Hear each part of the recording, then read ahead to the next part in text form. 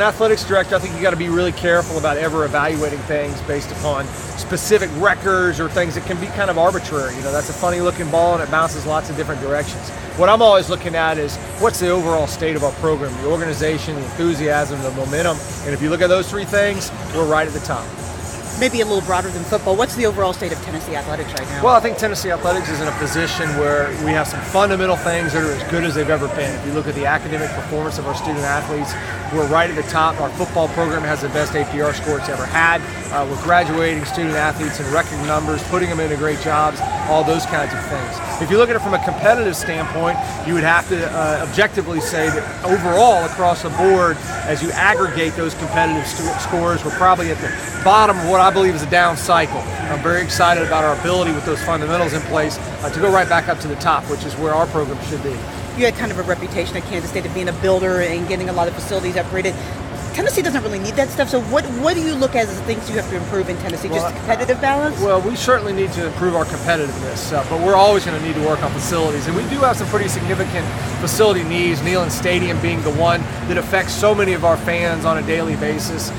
So many fans that are probably here tonight that maybe work an extra shift or cut a neighbor's hay so they got enough money to buy those football tickets. And we need to continue to make sure that we have a quality experience for all of our fans. And we have some work to do in Neyland Stadium, especially in the south end zone. The other thing about our other facilities, we were first in a lot of facilities. You know, when we built Sherry Parker Lee Softball Stadium, it was the best facility in the country. But that's 10 years ago, and things continuously evolve, and we got to make sure that we continue to fine-tune our facilities. John, you talked about, some places in Tennessee have rust, and you didn't ever want to see rust in Tennessee. Have you been able to schedule some painters yet to go? Well, we've got a big painting project going on at Neyland Stadium, and that's a painting project that is kind of like the Golden Gate Bridge. You start on one end, you get to the other end, it's time to go back to the beginning end again.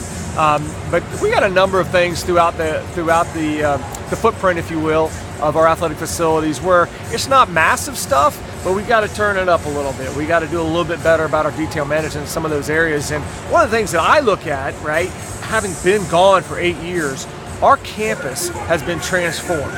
John Tickle from up here in the Tri-Cities, the Tickle Engineering building, Natalie Haslam School of Music, Stokely Residence Hall, Strong Hall is just coming online, which is a spectacular. There's a great video. You can go to the UT website and look at Strong Hall on the website. It's a great video tour of that facility. The campus landscaping, the brand new student union. Our campus, from an academic infrastructure, is in the best position it's ever been in. And truly, I think if you're gone for 8 years like I was, you come back and it's not incremental change, it's transformative change. If you're there every day, you maybe don't notice it as much. And so truthfully, I believe from an athletics perspective, there was a period of time where our athletic facilities maybe look better than our academic facilities. We got to make sure our athletic facilities don't lag behind our academic facilities. John, you mentioned the south end zone.